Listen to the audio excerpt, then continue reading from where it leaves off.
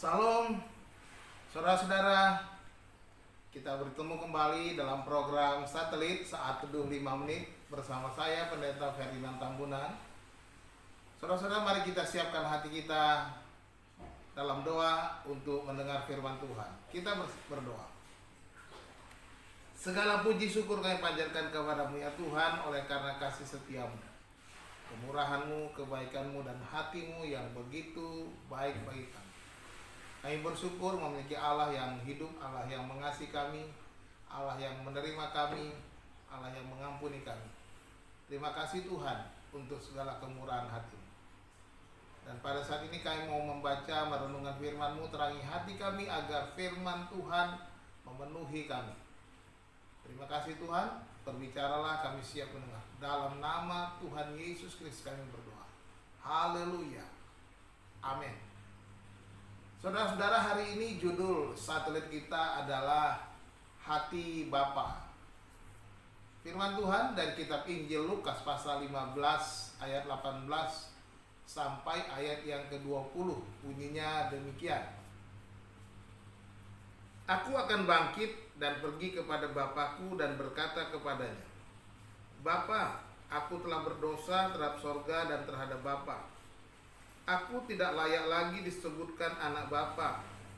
Jadikanlah aku sebagai salah seorang upahan Bapa.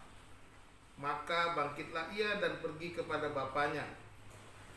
Ketika ia masih jauh, ayahnya telah melihatnya, lalu tergeraklah hatinya oleh belas kasihan. Ayahnya itu berlari mendapatkan dia, lalu merangkul dan mencium dia. Demikian firman Tuhan. Saudara-saudara, kisah anak yang hilang ini sangatlah berkesan bagi saya secara pribadi.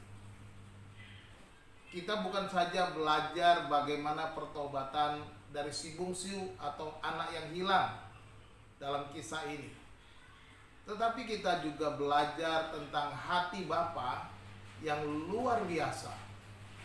Kita belajar dari hati Bapa ini, dari sikap dan responnya terhadap anaknya.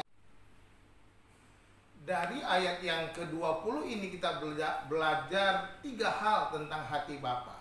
Yang pertama, bahwa Bapa tidak pernah melupakan anaknya.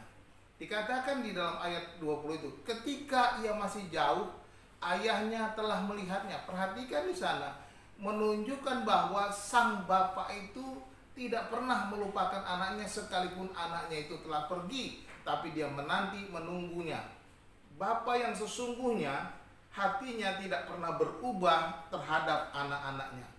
Ia mengenali setiap anaknya secara baik, sekalipun terdapat perubahan-perubahan di dalam diri anaknya itu. Anak bungsu ini telah bangkrut dan hidup terlunta-lunta. Tentunya saat dia pulang dalam keadaan yang sangat berbeda ketika dia meninggalkan rumah bapaknya, pasti beda jauh. Tetapi Bapa tidak pernah melupakan dan tetap mengenalinya sekalipun terjadi banyak perubahan di dalam kehidupannya. Yang kedua, hati Bapa itu penuh dengan kasih.